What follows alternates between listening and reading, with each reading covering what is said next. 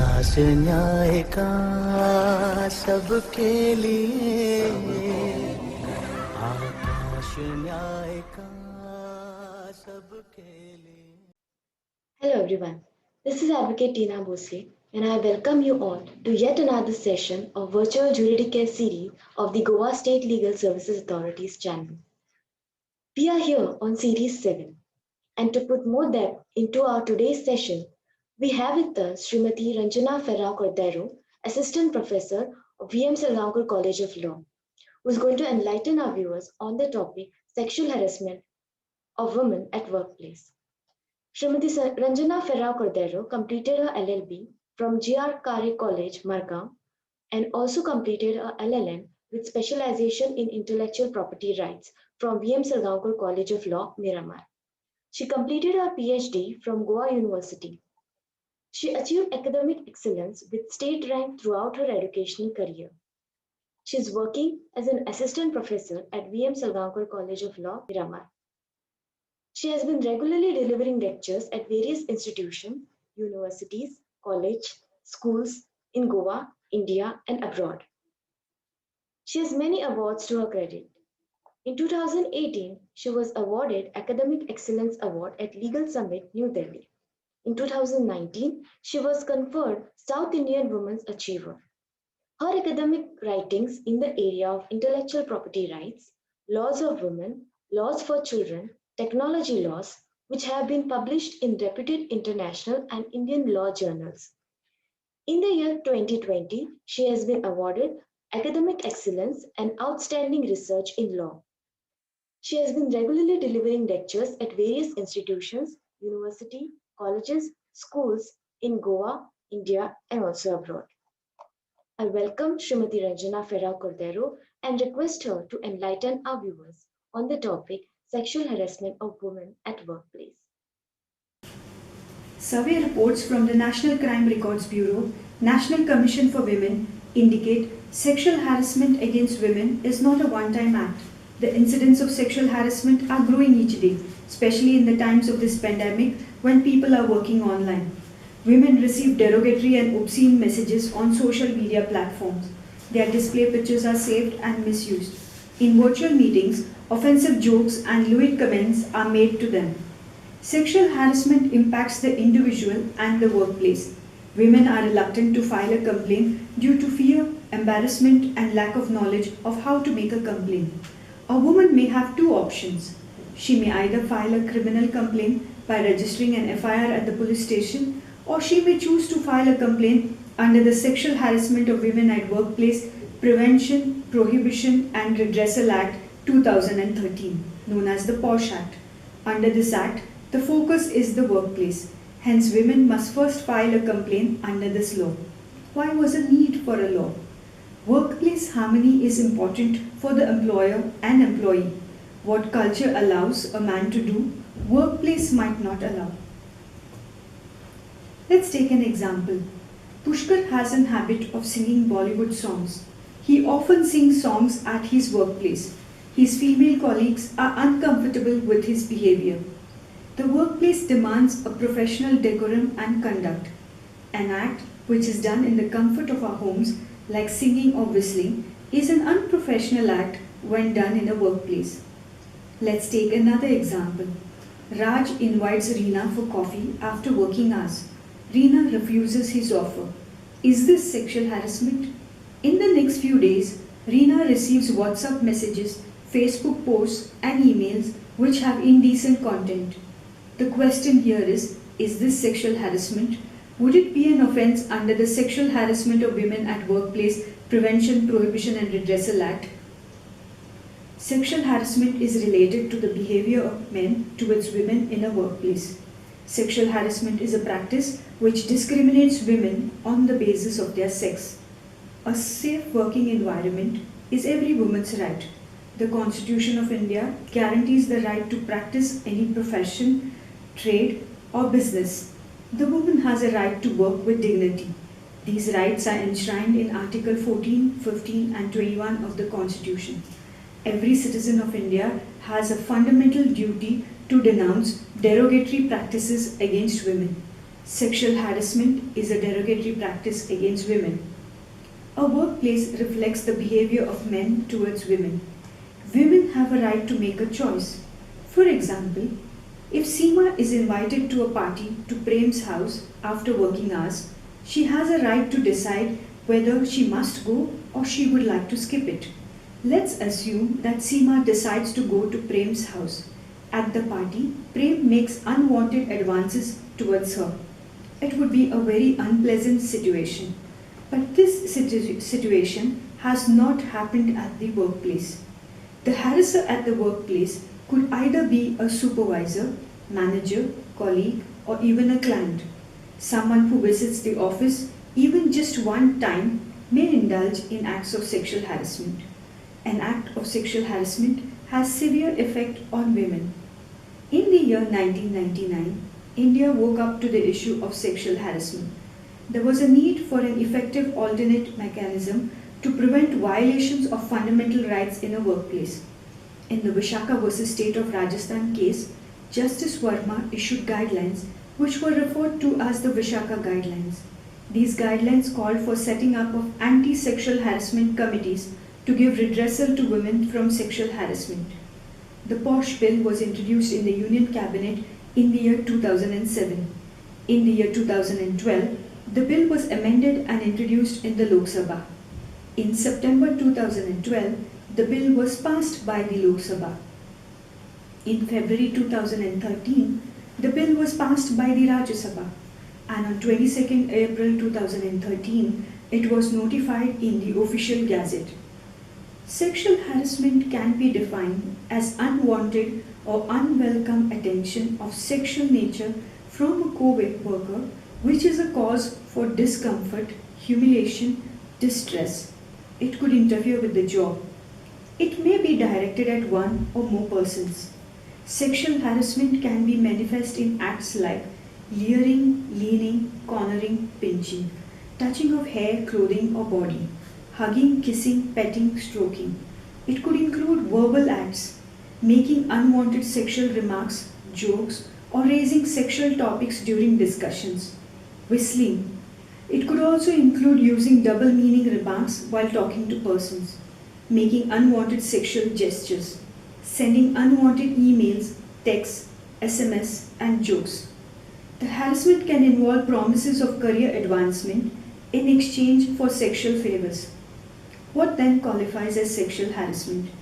According to the Supreme Court guidelines and the POSH Act, sexual harassment includes unwelcome acts such as physical contact and advances, or demand for sexual favors, making sexually colored remarks, showing pornography in the form of cartoons, pictures, calendars, screensavers, which could be saved either on the computer, mobile phone, or a laptop, or any other offensive matter in an email. It is important that the act of sexual harassment must happen in a workplace. Workplace sexual harassment is behavior that is unwelcome. It is sexual in nature, it is a subjective experience, and it impacts the workplace. If the woman feels that the act is unwelcome, what are the signs to indicate that it was unwelcome? The woman must tell the harasser that she would not like any of the acts and the harasser should stop immediately. It means that the woman feels bad about the act. It is a one-sided act. She feels powerless. It is an illegal, invading and a demeaning act. This all could indicate that it was an unwelcome act. Let's take an example. Paresh and Priya decide to pool a car to come to office. The office gives both of them travelling allowance. On one trip, Paresh touches Priya. Priya is very annoyed and wants to file a complaint under the POSH Act. In this case, the incident happened in the car. The car is not a workplace. Neither the management at the office asked them to come together to work in the same car. So what then is a workplace? A workplace includes either a private sector, public sector, organized, unorganized sector, and even a dwelling house. It would include a department, organization, undertaking, establishment, enterprise, institution, office, branch, or even a unit. It would include a society, trust, non-governmental organization, or even a service provider. Farms, cooperative societies, educational institutions are also included. Hospitals, nursing homes, sports complexes, stadiums, and gyms. It would include any place visited by the employee in the course of employment. It includes the transportation provided by the employer. It also includes a dwelling house. In the unorganized sector, it is an enterprise owned by individuals or self-employed workers where the number of workers is less than 10. Let's take an example. Suman is working in an organization. Her boss, Mr. Rishi, makes lewd comments at her. Such acts are now an offence under the POSH Act. Suman must file a complaint within 3 months. In case she cannot make the complaint, her relatives, friends, colleagues, or any other person associated may make a complaint if she is suffering from any kind of physical or mental incapacity. An aggrieved woman is any woman of any age, whether she is employed or not, who alleges of sexual harassment. A person against whom a complaint has been made is referred to as the respondent. The woman who makes a complaint can either be a regular, temporary, ad hoc, or daily wage worker. Persons who work on voluntary basis, contract workers, probationers, and even trainees can make a complaint. What then must be the duties of an employer? Every employer must constitute an internal complaints committee. They must provide a safe working environment. They must display penal consequences of sexual harassment, organize workshops, awareness programs at regular intervals, organize orientation programs for members of internal complaint committee, provide necessary facilities for dealing with complaints, assist in securing the attendance of respondents and witnesses before the internal complaint committee or the local complaint committee. Any kind of failure to set up an internal complaint committee or the local complaint committee invites a penalty of Rs 50,000. The license of the place may be cancelled if there are repeated violations. So what then is an internal complaint committee? The internal complaint committee must consist of a presiding officer, not less than 2 members amongst the employees, preferably committed to the cause of women or who have experience in social work and legal knowledge. 1 member must be from a governmental, non-governmental organization committed to the cause of women. At least 1/2 of the members of the internal complaint committee must be women. The local complaint committee must be set up at every district. If there are 10 or less workers in an organization, a complaint can be made to the local complaint committee. What must the woman include in her complaint?